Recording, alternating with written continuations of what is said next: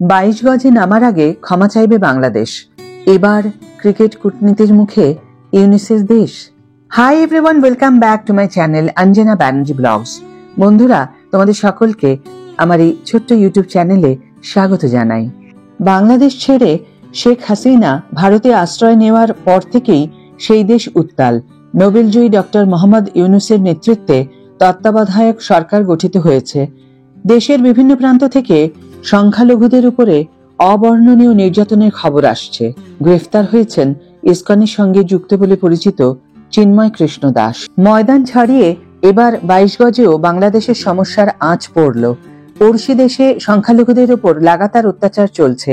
এই ইস্যুতে কয়েকদিন আগেই ভারতের প্রথম ফুটবল ক্লাব হিসাবে প্রকাশ্যে নিন্দা করেছিল ইস্টবেঙ্গল ক্লাব। বাংলাদেশে শান্তি ফেরানোর দাবি নিয়ে ইতিমধ্যেই পথে নেমেছেন ইস্টবেঙ্গল সমর্থকরা। কয়েকদিন আগে জানা গিয়েছিল কলকাতার অপর এক প্রধান মোহামেডান স্পোর্টিংও বাংলাদেশের নিপীড়িত সংখ্যালঘুদের পাশে থাকতে চাইছে। এও জানা গিয়েছিল বাংলাদেশ হাইকমিশনে ডেপুটেশন জমা দেবেন মোহামেডান কর্তারা।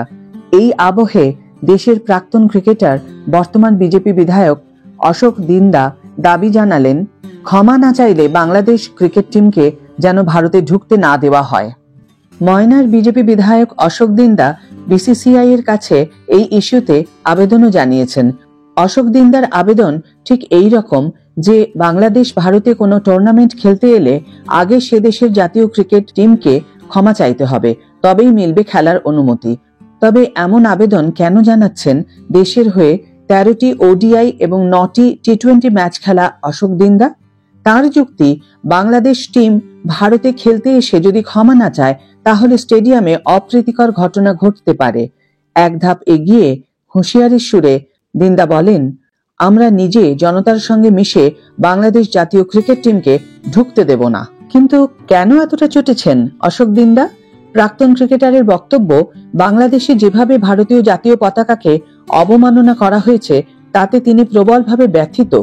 দেশপ্রেম ও জাতীয় পতাকার প্রতি ভাবাবেগ থেকেই তিনি এই দাবি জানিয়েছেন। দিনদার কথায়, বিসিসিআই এর কাছে আমার অনুরোধ, সেখান থেকে যেন বাংলাদেশ ক্রিকেট বোর্ডকে একটা মেইল করা হয়।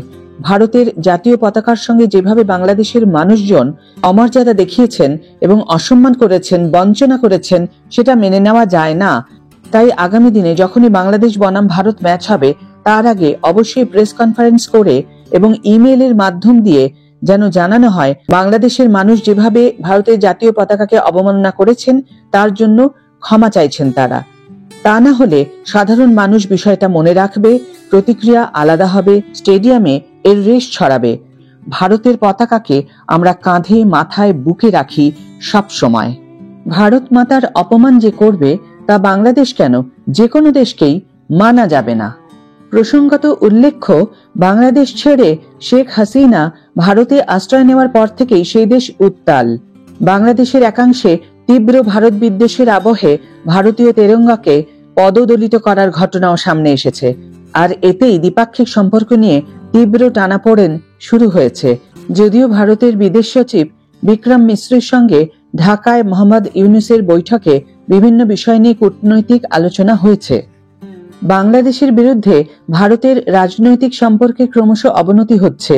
সম্প্রতি একটি ছবি সোশ্যাল মিডিয়ায় ভাইরাল হয়েছিল।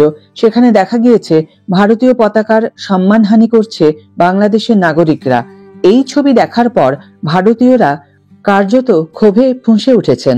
ইতিমধ্যে ভারতীয় ডাক্তারদের একাংশ জানিয়েছেন বাংলাদেশের কোনো রোগীর চিকিৎসা করবেন না। এবার সে পথেই পা বাড়ালেন টিম ইন্ডিয়ার প্রাক্তন ক্রিকেটার অর্থাৎ বিজেপি বিধায়ক অশোক দিন্দা। বুধবার 11 ডিসেম্বর তিনি জানিয়েছেন, যেভাবে ওরা অর্থাৎ বাংলাদেশ আমাদের জাতীয় পতাকার সম্মানহানি করেছে সেটা যথেষ্ট নিন্দনীয়। টিম ইন্ডিয়ার প্রাক্তন ক্রিকেটার হিসাবে আমি ভারতীয় ক্রিকেট কন্ট্রোল বোর্ডের কাছে অনুরোধ করব, আগামী দিনে বাংলাদেশ লিখিতভাবে ক্ষমা না চাইলে এই দুটো দলের মধ্যে কোনো দ্বিপাক্ষিক সিরিজ আয়োজন করা না হয়। দিনদার কথায়, যেভাবে বাংলাদেশের নাগরিকরা ভারতীয় পতাকার অসম্মান করেছে সেটা একেবারেই মেনে নেওয়া যায় না। এই ঘটনার বিরুদ্ধে তীব্র প্রতিবাদ জানানো উচিত। পাশাপাশি বিসিসিআই এর কাছে তিনি অনুরোধ করেছেন যেন উপযুক্ত পদক্ষেপ গ্রহণ করা হয়। সেই সঙ্গে তিনি আরো যোগ করেছেন, আমি ক্রিকেট অ্যাসোসিয়েশন অফ বেঙ্গলের একজন সদস্য, তবে দেশের খেলার ব্যাপারে যাবতীয় বিষয় বিসিসিআই দেখাশোনা করে।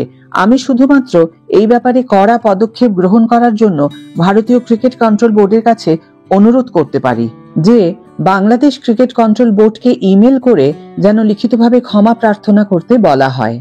একজন ভারতীয় নাগরিক হিসাবে দিনদার বিসিসিআই এর কাছে এই অনুরোধ করাটাকে আমি সম্পূর্ণভাবে সমর্থন করি। তোমরা কি সমর্থন করো বন্ধুরা? কমেন্ট বক্সে লিখে অবশ্যই জানিও। ভিডিও যদি ভালো লেগে থাকে তাহলে অবশ্যই একটা ছোট্ট করে লাইক দিও, শেয়ার করো বন্ধুদের সাথে। যারা এখন আমার চ্যানেলটিকে সাবস্ক্রাইব করোনি তারা অবশ্যই চ্যানেলটিকে সাবস্ক্রাইব করে আমার পাশে থেকো, আর যারা অলরেডি সাবস্ক্রাইব করে দিয়েছো তাদের জন্য আমার অনেক অনেক অনেক ভালোবাসা এবং অনেক ধন্যবাদ। আজ তাহলে বিদায় বন্ধু, দেখা হবে পরের ভিডিওতে। ভালো থেকো, সুস্থ থেকো, সঙ্গে থেকো।